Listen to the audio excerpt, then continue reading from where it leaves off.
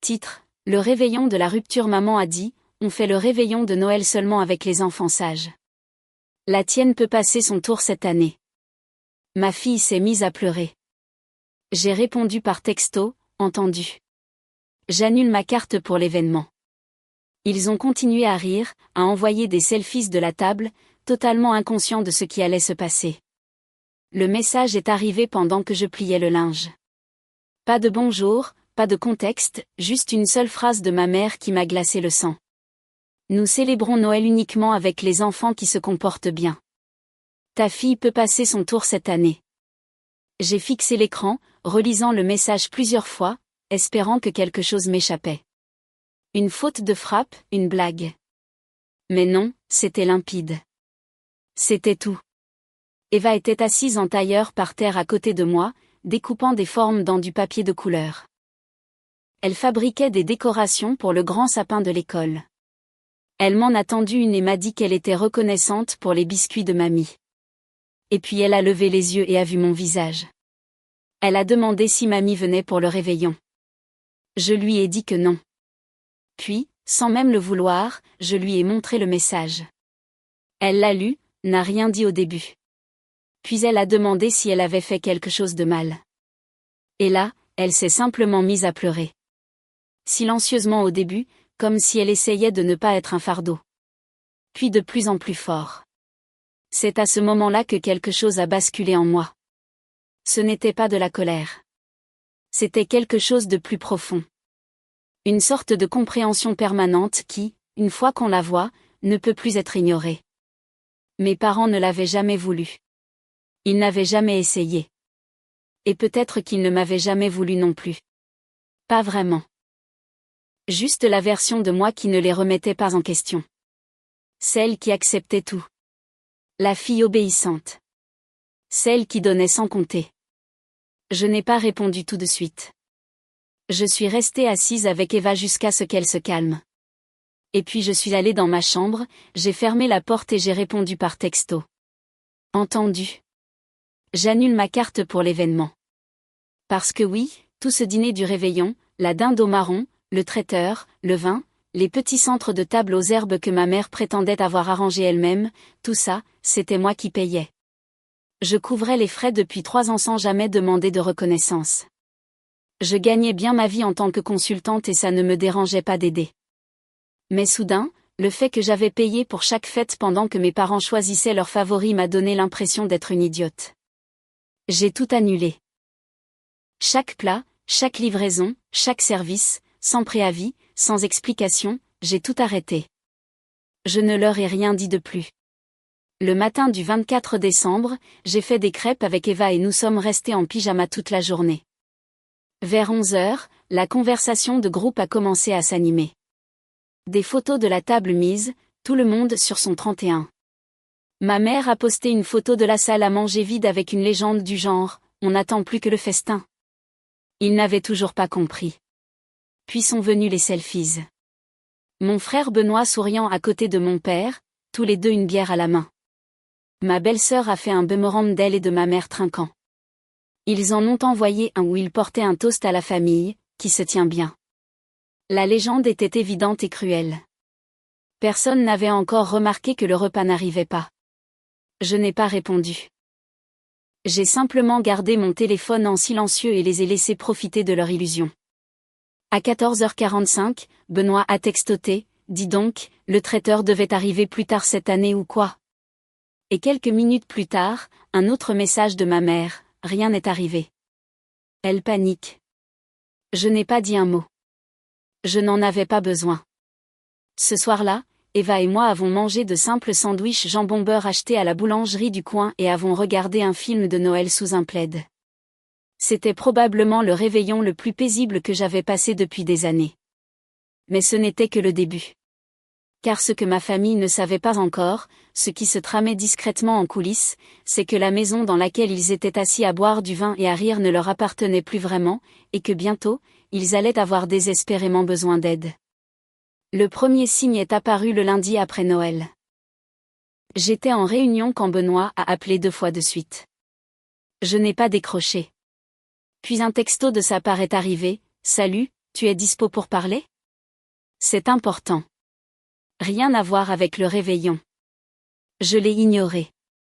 1 heure plus tard, ma mère a appelé, puis mon père, puis à nouveau Benoît. C'était comme s'ils se souvenaient soudainement que j'existais, et pas seulement pour payer le dîner. Ce soir-là, j'ai finalement écouté ma messagerie vocale. Le message venait de ma mère et sa voix était bizarre, ni en colère, ni froide, juste lasse.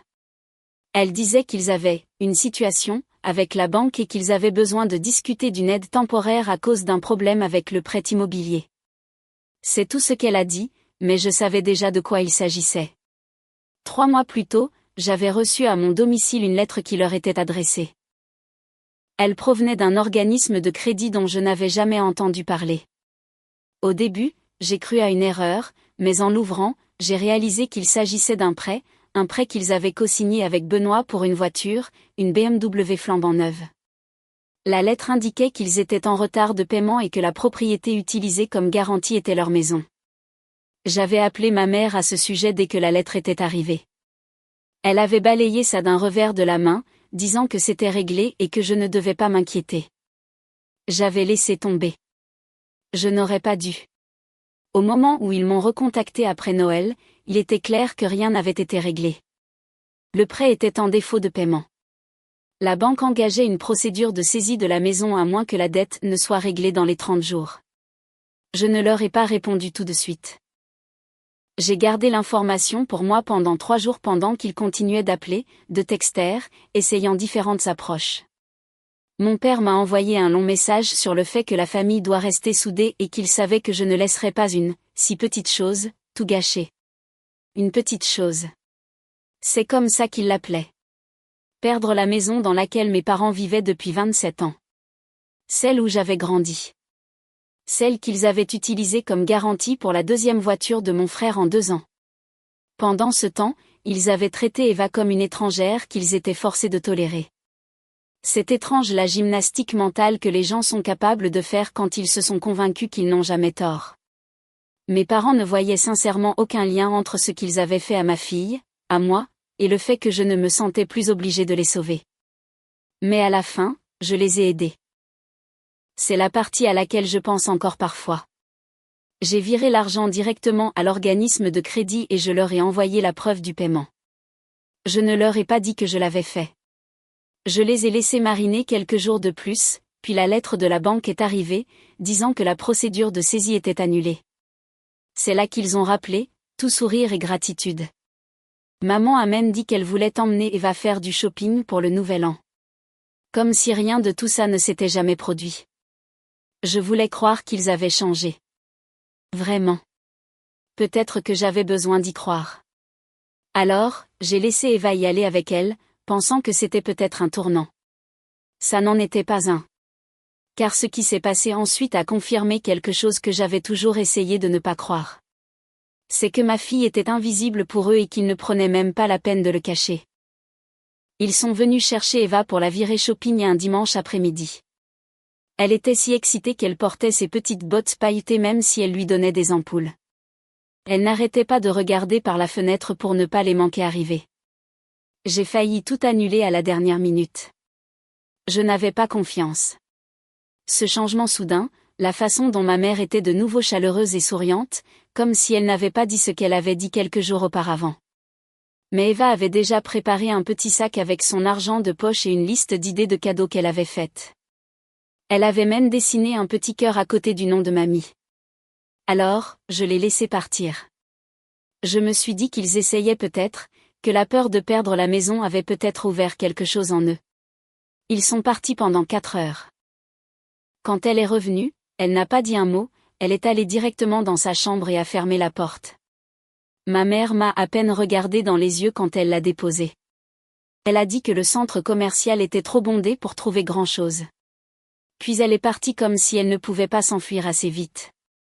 J'ai frappé à la porte d'Eva, je me suis assise avec elle sur le lit et je lui ai demandé comment ça s'était passé. Elle m'a tendu un sac en papier avec un seul petit porte-clés à l'intérieur. Un petit bonhomme de neige en caoutchouc. C'est tout ce qu'il lui avait acheté. J'ai demandé si quelque chose s'était passé. Elle a haussé les épaules. a dit que non. Qu'elle était fatiguée. Mais plus tard dans la nuit, je l'ai trouvée en train de pleurer dans son oreiller. Pas fort, juste des sanglots étouffés. Elle m'a finalement raconté ce qui s'était passé. Il n'était pas allé faire du shopping pour elle. Il l'avait emmenée au centre commercial pour acheter des cadeaux pour ses cousins. Ma nièce, mon neveu et le nouveau bébé de mon frère. Eva les a regardés choisir des tenues, des jouets et même un bracelet en or pour le bébé. Quand elle a demandé si elle pouvait avoir un petit jouet, ma mère lui a dit « Tu n'auras rien.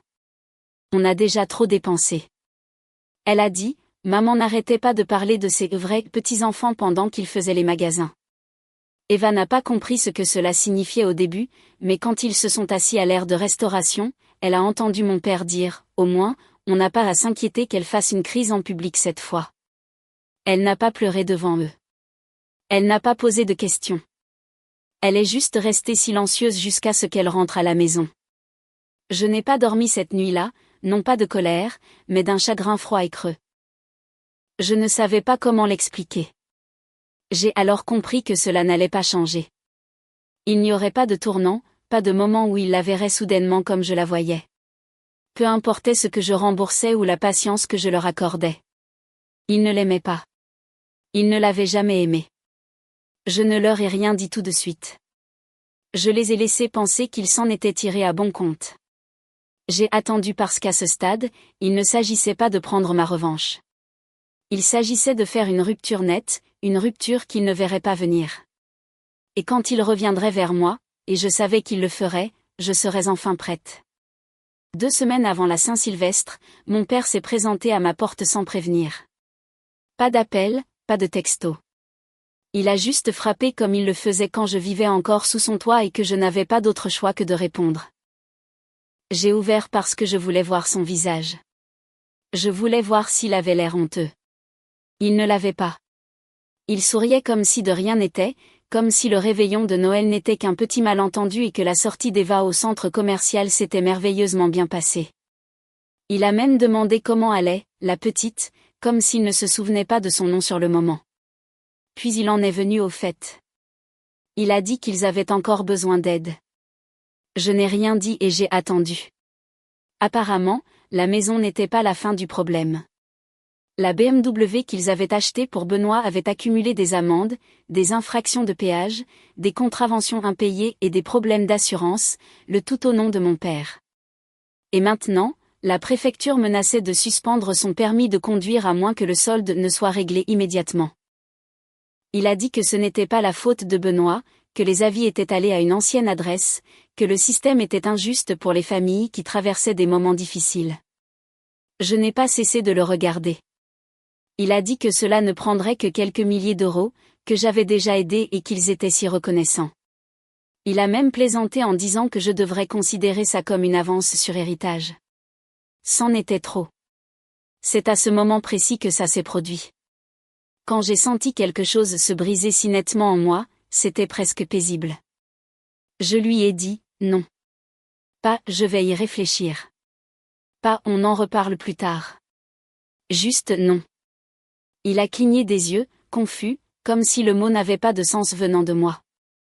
Puis il est devenu silencieux et a dit, on est une famille, Claire. On ne tourne pas le dos à sa famille. Je lui ai demandé calmement si Eva comptait comme faisant partie de la famille. J'ai observé la façon dont il n'a pas répondu tout de suite.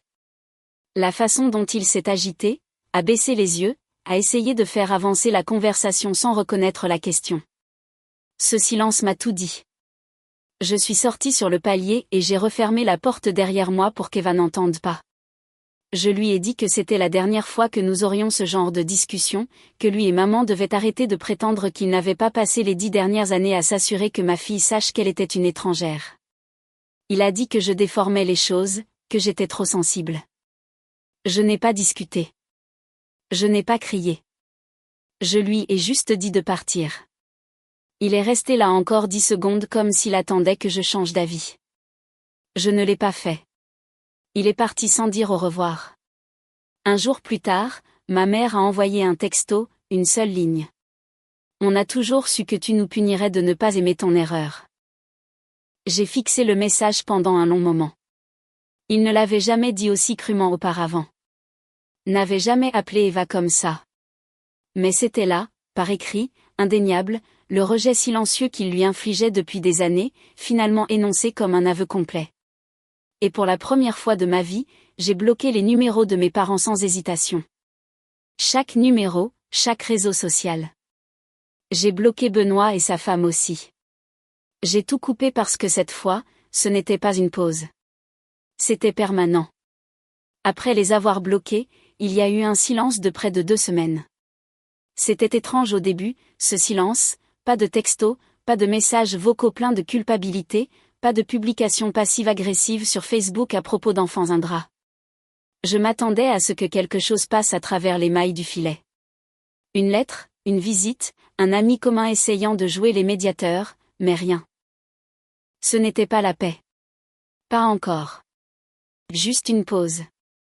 Et puis, juste après le nouvel an, le silence s'est brisé. Ça a commencé par ma tante, la sœur de ma mère, qui m'a appelé d'un numéro que je ne reconnaissais pas. J'ai laissé l'appel aller sur la messagerie vocale. Elle a laissé un message disant qu'elle ne voulait pas se mêler de nos affaires, mais que mes parents n'allaient pas bien et que je devrais faire preuve d'un peu de compassion. Elle n'était pas au courant du texto. Elle ne savait pas ce que ma mère avait dit à propos d'Eva. Ce mot, erreur, résonnait encore dans ma tête comme s'il avait été marqué au fer rouge. Je ne l'ai pas rappelé. Puis est arrivé un email de Benoît. Juste 3 mots dans l'objet, on a besoin d'aide. Je ne l'ai pas ouvert, mais 2 jours plus tard, j'ai reçu une lettre manuscrite de ma mère. Elle faisait 5 pages. La plupart étaient remplies d'explications interminables. Pas tout à fait des excuses, plutôt des prétextes enrobés de sentimentalité. Elle disait qu'ils avaient eu du mal à créer un lien avec Eva parce qu'elle ne leur semblait pas appartenir au reste de la famille. Elle disait qu'ils n'étaient pas prêts à être grands-parents quand elle est née, qu'ils travaillaient sur leurs sentiments et qu'ils avaient fait des erreurs en cours de route. Des erreurs, pas de la maltraitance psychologique, pas de l'exclusion, juste des erreurs. Elle a écrit que la famille était compliquée, mais que le plus important était de rester soudés quand les choses devenaient difficiles. Puis, vers la fin, elle a finalement dit de quoi il s'agissait vraiment. La maison était toujours en danger. Le paiement que j'avais fait auparavant n'avait pas résolu le problème de fond. Apparemment, il y avait un 2e prêt immobilier dont je n'étais pas au courant, et la banque avait relancé la procédure. Cette fois, il n'y avait pas de délai de 30 jours. Ils avaient déjà manqué trop d'échéances. La maison allait être mise aux enchères dans 45 jours, et elle voulait que je la sauve.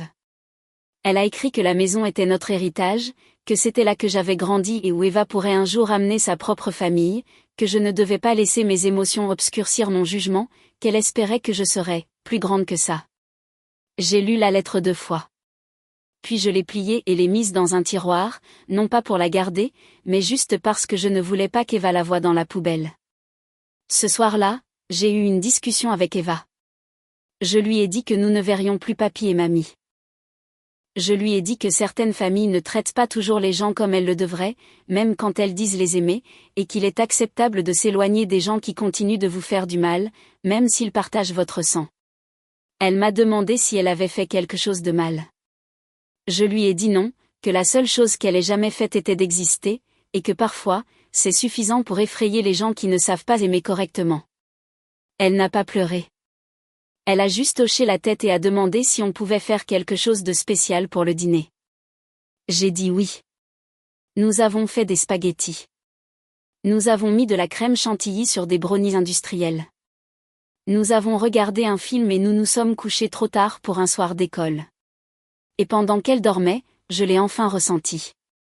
Ce calme que j'attendais, il était arrivé. 3 semaines avant la vente aux enchères de la maison, ils se sont présentés. Tous les 2. Je n'avais pas vu mes parents en personne depuis la dernière conversation avec mon père sur le palier. Et maintenant, ils étaient là, debout devant ma porte d'entrée, comme si nous étions encore en 2007 et qu'ils avaient le droit d'entrer dans ma vie sans y être invités. Je n'ai pas ouvert. J'ai regardé par le Judas un instant. Ma mère tenait un dossier, probablement rempli de documents, de devis ou de toute autre paperasse qu'il pensait pouvoir me convaincre de jouer les sauveurs à nouveau. Mon père avait l'air plus vieux, comme si le poids de tout cela commençait enfin à se voir sur son visage. J'ai attendu. Ils ont sonné à nouveau. Frappé. Puis ma mère a crié mon nom à travers la porte. C'est à ce moment-là qu'Eva est arrivée dans le couloir. Elle a demandé si elle devait ouvrir. Je lui ai dit non. Juste comme ça. Sans longue explication. Pas besoin. Je l'ai raccompagnée à l'étage et j'ai mis de la musique dans sa chambre pour qu'elle n'entende pas. Quand je suis redescendue, ils étaient toujours dehors. Alors j'ai ouvert la porte, juste l'entrebâillement. Avant que l'un ou l'autre ne puisse parler, j'ai dit une seule chose. Vous pouvez arrêter de demander. C'est fini. Ma mère a essayé de dire quelque chose à propos de la banque, sur le fait que je ne comprenais pas toute la situation, qu'ils avaient pris des mesures pour arranger les choses. Mon père est resté silencieux cette fois, fixant le sol comme s'il savait déjà comment cela allait se terminer. Je leur ai dit que je me fichais des mesures qu'ils avaient prises. Je leur ai rappelé qu'ils étaient prêts à laisser ma fille se sentir comme une moins que rien pour pouvoir continuer à prétendre que nous étions toujours une famille parfaite. Je leur ai dit que j'avais essayé, que j'avais aidé alors que je n'aurais pas dû, que je leur avais donné toutes les chances. Et ils ont tout utilisé, chaque euro, chaque once de confiance, pour blesser la seule personne qui ne leur avait jamais rien fait, sauf être né du mauvais parent. Ils n'ont pas contesté cela. Non pas parce qu'ils étaient d'accord, mais parce qu'ils savaient qu'il n'y avait pas de réplique possible cette fois. Ma mère m'a demandé si j'envisagerais au moins de laisser Eva écrire des lettres un jour, pour qu'elle ne nous oublie pas. Je l'ai regardée droit dans les yeux et j'ai dit, vous avez fait en sorte qu'elle ne vous oublie jamais. Puis j'ai fermé la porte. La maison s'est vendue exactement 19 jours plus tard. Je n'ai pas suivi la vente aux enchères, je n'ai pas consulté l'annonce. Je ne connaissais la date que parce que ma mère l'avait griffonnée dans un coin de la lettre qu'elle avait envoyée. Ils ont emménagé chez Benoît, aux dernières nouvelles, ce qui était logique. Il avait toujours été leur préféré. Peut-être que maintenant, il pourrait aussi être leur bouée de sauvetage. Eva n'a plus jamais posé de questions à leur sujet. Pas une seule fois. Je ne lui ai jamais tout raconté. Pas tous les détails sordides. Juste la vérité dont elle avait besoin. Que l'on ne garde pas les gens dans nos vies simplement parce que nous partageons un ADN. Que l'amour se prouve, il ne se doit pas. Parfois, je suis encore tentée de prendre de leurs nouvelles. Je ne le fais jamais, parce que pour une fois, je n'ai non seulement fermé la porte, mais je l'ai verrouillée et j'ai jeté la clé.